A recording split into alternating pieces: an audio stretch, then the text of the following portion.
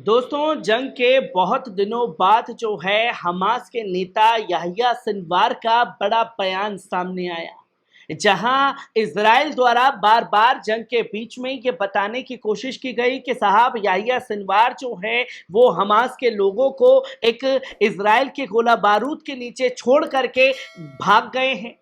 और फिर ये बताने की कोशिश की गई इजराइल के सैनिकों द्वारा कि याहिया सिनवार जो है वो मारा जा चुका है, बस इसकी औपचारिकताएं बाकी हैं, हम ढूंढ रहे हैं, हमारी रडार पर याहिया सिनवार।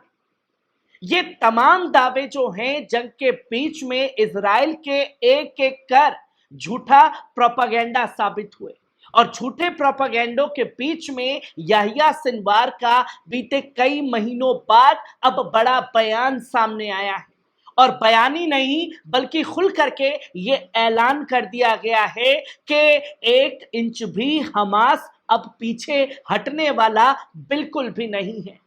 जितनी कोशिशें जिन लोगों को करनी है वो कर लें, पर अब 1 इंच भी पीछे इस जंग में नहीं हटने वाला हमास, जो कि आप स्क्रीन पर साफ तौर पर देख सकते हैं कि याहिया सिनवार के बयान ने पूरी तरीके से खलबली मचा दी है। और अमेरिका और इजराइल को साफ शब्दों में चेता भी दिया है, जो कि द वॉल स्ट्रीट जर्नल की एक रिपोर्ट में यह साफ तौर पर कहा गया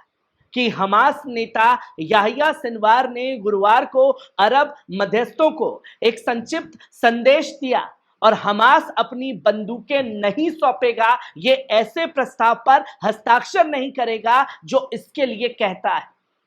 जहां इजराइल की तरफ से ये शर्त रखी गई दोस्तों कि हम तमाम सैनिकों को निकाल लेंगे, हम गाजा के ऊपर हमला नहीं करेंगे। और इजराइल वो झूठा मक्कार देश है जिसकी बातों पर यकीन नहीं किया जा सकता। और जब ये चीजें याहिया सिनवार को और हमास के तमाम लीडरों को ये बातें पता चली, तो अब जंग रोकने के लिए नया शगुफा इजराइल और अमेरिका की तरफ से फेंका गया, जहां यह कहा गया कि तमाम शर्तें इजराइल मानेगा हमास की, पर अब हमास को बंदूकें जो हैं अपनी सौंपनी पड़ेंगी इजराइल को,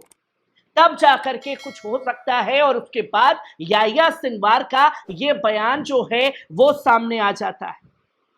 जहां साफ तौर पर उस हस्ताक्षर पर साइन करने से हमास नेता याहिया सिनवार और तमाम नेताओं ने मना कर दिया, जो इजराइल के प्रोपागेंडे को मजबूत करेगा। ये अमेरिकी राष्ट्रपति जो बाइडेन को समझना चाहिए। युद्ध विराम प्रस्ताव की घोषणा के बाद और केंद्रीय खुफिया एजेंसी के निदेशक विलियम बंस ने शीर्ष अमेरिकी अधिकारियों की मध्य पूर्व की यात्रा के बीच वार्ता प्रक्रिया को फिर से शुरू करने की उम्मीद के साथ आया है, जिसे मध्यस्थता इजराइल के बाद रोक दिया गया था। अंतिम प्रस्ताव का अस्वीकार कर दिया गया और राफा पर आक्रमण किया गया, क्योंकि ये कोशिश जो है वो लगातार की जाती रही हमास द्वारा कि हम तमाम शर्तें मानने के लिए तैयार हैं, पर कुछ शर्तें ही इजराइल की मानी जाएंगी और हम अपनी बातों के ऊपर अड़िग रहेंगे। पर शर्त यह है कि हमारा सबसे ज्यादा सुरक्षित प्लेस था, उसे बचाने के लिए हमास के तमाम लीडरों ने कोशिश की कि राफा के ऊपर इजराइल हमले ना करे। हम हर बात मानने के लिए तैयार हैं, पर अपनी सनक के चलते बेंजामिन नेतन्याहू ने राफा को भी सुरक्षित नहीं छोड़ा और हमास के पास खोने के लिए कुछ रहा नहीं। तो अब खुल करके ये बात कह दी गई है कि हमारे कहने के बावजूद राफा पर हमला हुआ और अब हम एक भी बात नहीं मानेंगे जो ये कहती है कि हमें अपने हथियार सौंपने होंगे अमेरिकी अधिकारियों को। जहां इससे पहले 5 जून को हमास के राजनीतिक ब्यूरो के प्रमुख इस्माइल हानिया ने यह पुष्टि की थी कि आंदोलन और प्रतिरोध गुट किसी भी समझौते के साथ गंभीरता और सकारात्मकता रूप से निपट रहे हैं, जो एक व्यापक युद्ध विराम, इजरायली कब्जे वाले बलों की पूर्ण वापसी और आधारित है कैदी विन में, जहां आपके बंधक छोड़े जाएंगे और तब से लेकर के कई सालों से जो आपने फिलिस्तीन के लोगों को बंधक बना रखा है, उन्हें कैद में डाल रखा है, वो एक एक कैदी जो हैं वो छोड़े जाएंगे। और आपके बंधकों को हम छोड़ेंगे। एक बयान में हानिया ने यह भी कहा कि प्रतिरोध समूह इस स्थिति से लैस होकर बातचीत कर रहा है। हमारे लोगों की इच्छा और उसके साहसी प्रतिरोध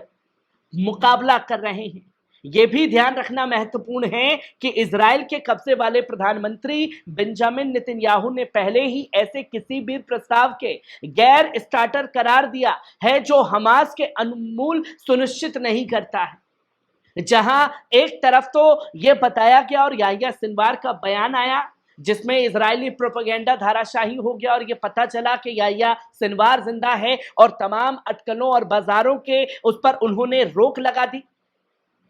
तो वहीं जब हमास से 9 महीनों में इजराइल कुछ नहीं कर पाया है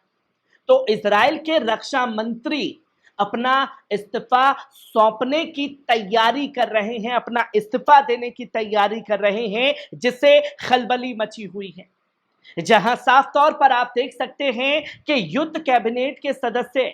गैनेट्स ने अपनी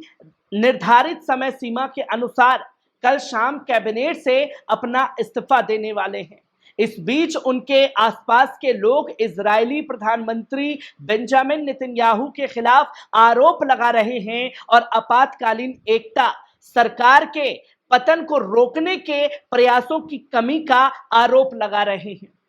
जहां पूरा इजराइल सड़कों पर बेंजामिन नेतन्याहू का इस्तीफा मांग रहा है तो वहीं गैनेस रक्षा मंत्री का इस्तीफा जो है वो दिलवाने की तैयारी हो रही है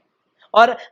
आपातकालीन सरकार को बाहर निकालने की संभावना पर विचार विमर्श करने के लिए गुरुवार को बैठक बुलाई गई। गैनेस ने इस्तीफा देने के अपने इरादे की हालिया घोषणा के अनुरूप युद्ध वार्ता और भविष्य के बारे में अपनी उनकी शर्तों पर ध्यान नहीं दिया जाना चाहिए।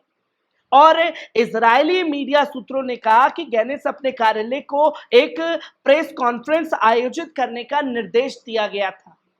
जहां इजरायली मीडिया आउटलेट्स की रिपोर्ट के अनुसार नेतन्याहू सार के सुझाव दे सकते हैं कि वे युद्ध कैबिनेट के गैनेट्स का पद संभालें। क्या सार को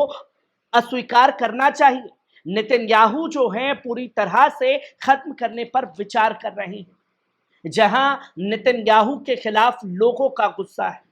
और जब जिस देश का रक्षा मंत्री ही इस्तीफा देने के लिए तैयार बैठा है कि हम इस 9 महीने की जंग में कुछ खास नहीं कर पाए हैं, इसलिए जो है मैं इस्तीफा देना चाहता हूं, पर अमेरिका और इजराइल का दबाव उन्हें इस्तीफा देने से रोक रहा है। कई बड़े जनरल कमांडर, बड़े बड़े ऑफिसर्स जो हैं ये कह चुके हैं कि हमास को हरा पाना जो है वो नामुमकिन हो चुका है। जहां झूठे झूठे प्रोपेगेंडे इजराइल के तैयार किए गए और वो झूठे प्रोपेगेंडे के साथ औंधे मुंह गिर रहे हैं और तमाम तरीके से तस्वीरें जो हैं वो लोगों के सामने जंग की आने लगी।